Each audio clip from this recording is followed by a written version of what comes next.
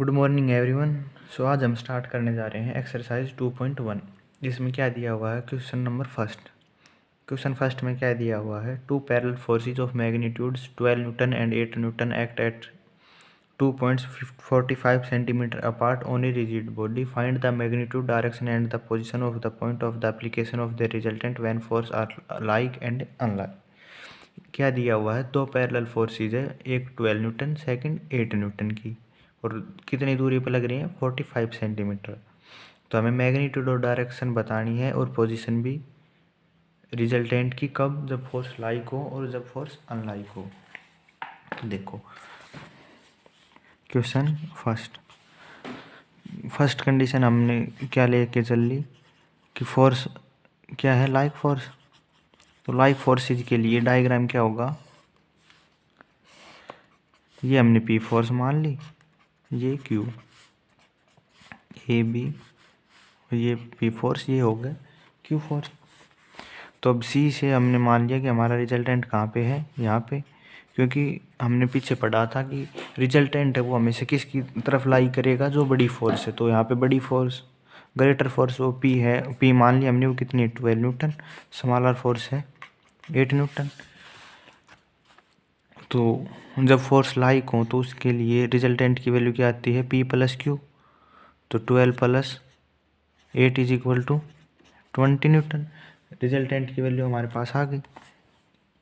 अब हमें क्या निकालना है, मैग्नीट्यूड तो आ गई, इसकी डायरेक्शन और पोजीशन निकालनी है। तो हमने फॉर्मूला पढ़ा था, P इंटू बाकी दो फोर्स के बीच की distance, C B is equal to Q by बाकी दो फोर्स ए सी और आर बाई ए बी। और इन दोनों पॉइंट के बीच की डिस्टेंस कितनी दे रखी है, 45 सेंटीमीटर। तो देखो P की वैल्यू क्या है, 12 by C B as it is लिखेंगे। Q की वैल्यू क्या दे रखी है हमारे पास, 8 newton by A C. R की वैल्यू क्या दे रखी है, हमने यहाँ पे निकाल ली थी 20 बाई ए बी की डिस्टेंस लेंथ 45 सेंटीमीटर। अब लास्ट दो कंडीशन से हम क्या लिख सकते हैं, 8 by A C is equal to 20 by 45। और यहाँ से हम ए सी की वैल्यू क्या लिख सकते हैं, 45 इंटू 8 बाई 20।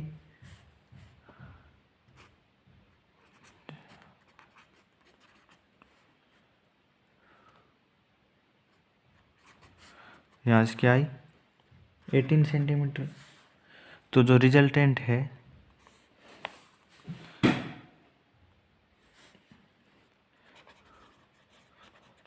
जो मैग्नीट्यूड ऑफ रिजल्टेंट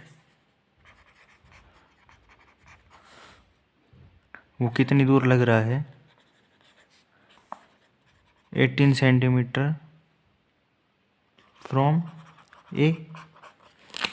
ए और सी की ही तो डिस्टेंस आई है हमारे पास 18 सेंटीमीटर। तो ए से 18 सेंटीमीटर दूर हमारा क्या है, रिजल्टेंट, मतलब पी फोर्स के पास है। अब सेकंड कंडीशन क्या है, व्हेन फोर्सेस आर अनलाइक। तो अनलाइक फोर्सेस के लिए हमारा डायग्राम कैसे बनेगा, ये पॉइंट मान लिया बी, ये मान लिया ए। तो बी के अलोंग कौन सी फोर्स है, 8 न्यूटन, इसके अलोंग 12 न्यूटन। तो रिजल्टेंट बाहर की तरफ होगा। ये मान लिया पॉइंट सी, तो रिजल्टेंट क्या आता है, पी माइनस क्यू। तो अनलाइक फोर्स के लिए resultant is equal to P minus Q is equal to 12 minus 8 is equal to 4 newton. तो इसके लिए कैसे सोल्व करेंगे, वैसे ही पी बाई बाकी दो फोर्स के बीच की डिस्टेंस बाई क्यू बाई बाकी दो फोर्स के बीच की डिस्टेंस अपॉन आर बाई बाकी दो फोर्स के बीच की डिस्टेंस। ए बी, पी की value 12 by C B as it is, Q की value 8 by A C is equal to R की वैल्यू क्या दे रखी, क्या निकाली यहाँ पे 4 न्यूटन। ए बी की वैल्यू क्या है 45। तो लास्ट टू कंडीशन से हम क्या लिख सकते हैं, A C is equal to 45 into 8 by 4। ये कितना आ गया 90। तो जो रिजल्टेंट है आर, उसकी पोजीशन क्या है, जो ए पॉइंट से 90 सेंटीमीटर दूर। ठीक है, अब चलते हैं नेक्स्ट क्वेश्चन पे। The resultant of two parallel forces whose line of action are 12 metre apart and act in opposite sense is 700 newton. If the resultant act at 3 meter from one of the force, what are the forces? Force parallel है, उनकी line of action कितनी दूर है, 12 metre. और क्या दे रखा है, opposite sense मतलब फोर्सेज क्या है, अनलाइक। और उनका रिजल्टेंट क्या दे रखा है, 700 न्यूटन। और रिजल्टेंट कितनी दूर है, 3 मीटर दूर है फ्रॉम द फोर्स। तो देखो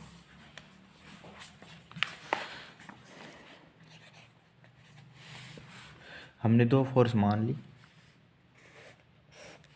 ये क्यू फोर्स मान ली, ये फी क्योंकि अनलाइक फोर्सेज दे रखी हैं। ये ए पॉइंट पे लग रही है, ये बी पॉइंट पे, इन दोनों के बीच की डिस्टेंस क्या दे रखी है, 12 मीटर। और जो रिजल्टेंट है उसकी वैल्यू दे रखी है हमें 700 न्यूटन। और ये कितनी दूर लग रहा है, 3 मीटर दूर। अब हमने यहाँ पे क्यों माना, क्योंकि एक कंडीशन हमने शुरुआत में लेके चले थे, P ग्रेटर देन Q, और रिजल्टेंट हमेशा किसके साथ लगेगा, जो ग्रेटर फोर्स है उसके नियर लगेगा। तो देखो यहाँ पे अपना वही पीछे वाला फॉर्मूला यूज करेंगे, P बाई बाकी दो फोर्स के बीच की डिस्टेंस, Q बाई बाकी दो फोर्स के बीच की डिस्टेंस, और R बाई बाकी दो फोर्स के बीच की डिस्टेंस, P बाई BC की वैल्यू हमारे पास क्या है, 15 सेंटीमीटर। Q की value Q as it is, AC की वैल्यू क्या है 3, और AB की वैल्यू R की वैल्यू 700, और ये कितनी है 12। तो यहाँ से फर्स्ट और लास्ट कंडीशन से हम क्या लिख सकते हैं, P is equal to 700 by 12 into 15।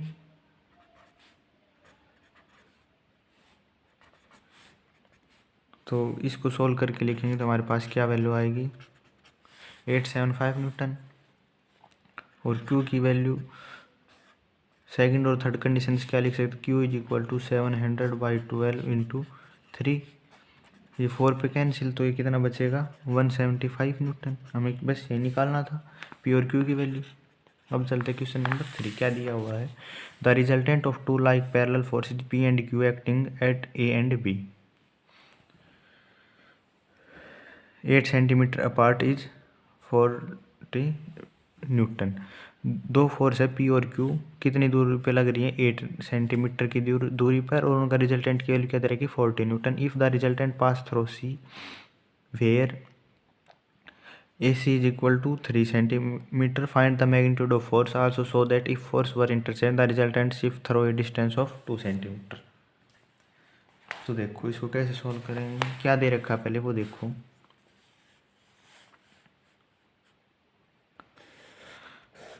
ये हमने Q फोर्स मान ली, ये P फोर्स मान ली, ये A पॉइंट, ये B पॉइंट हमने मान लिया। रिजल्टेंट हमारा यहाँ पे है C, resultant is equal to P plus Q, और इसकी वैल्यू क्या दे रखी है 40 न्यूटन, और दोनों फोर्स के बीच की डिस्टेंस क्या दे रखी है 8 centimetre.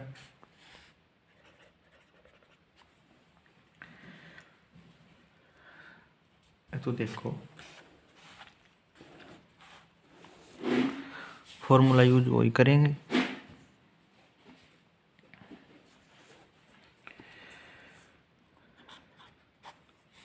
P by BC, Q by AC, R by AB।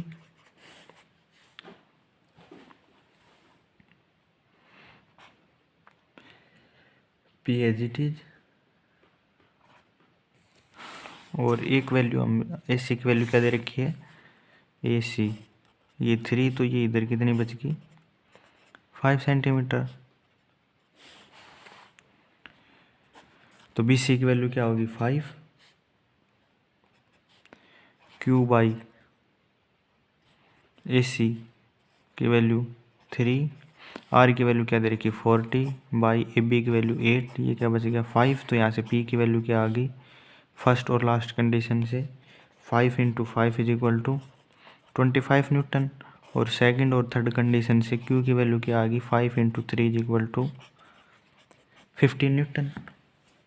अब इसमें सेकंड कंडीशन क्या दी हुई है जो हमें प्रूव करनी है, so that if the force were interchange the resultant shift through a distance of 2 centimetre. अब क्या है, पी और क्यू फोर्स हमने इंटरचेंज कर दी, ये ए पॉइंट लेट कर लिया, ये बी, तो क्यू हमारा इधर आ गया और पी हमारा इधर आ गया।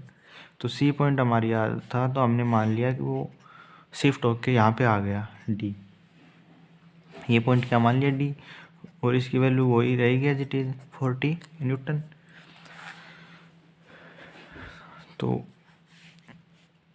ए सी की वैल्यू कितनी थी 3 सेंटीमीटर,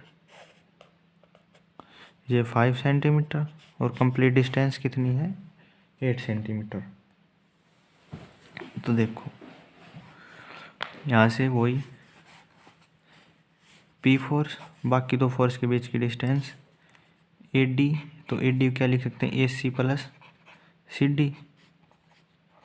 क्यू फोर्स, बाकी दो फोर्स के बीच की डिस्टेंस, तो पूरी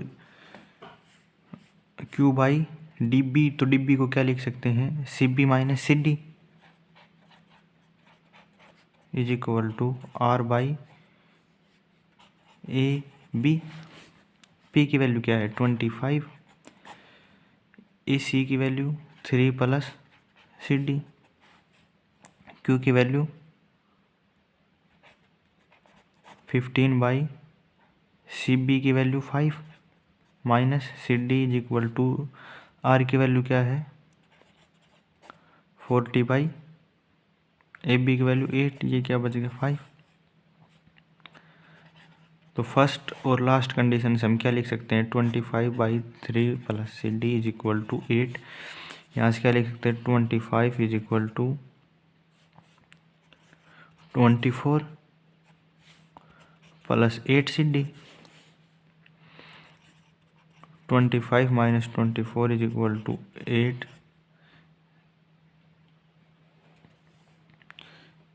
सी डी।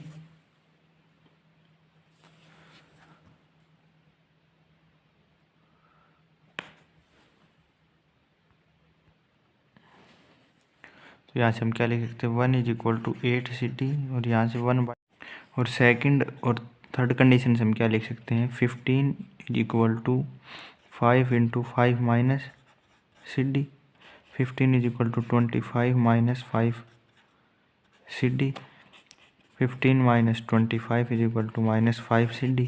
तो यहाँ से क्या बच गया -10 is equal to -5 C D. यहाँ से हम क्या लिख सकते हैं C D is equal to 10/5 2। तो सी डी के बीच की डिस्टेंस कितनी आएगी 2 सेंटीमीटर।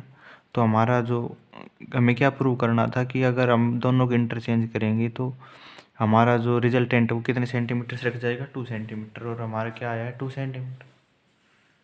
तो हमें यही प्रूव करना था।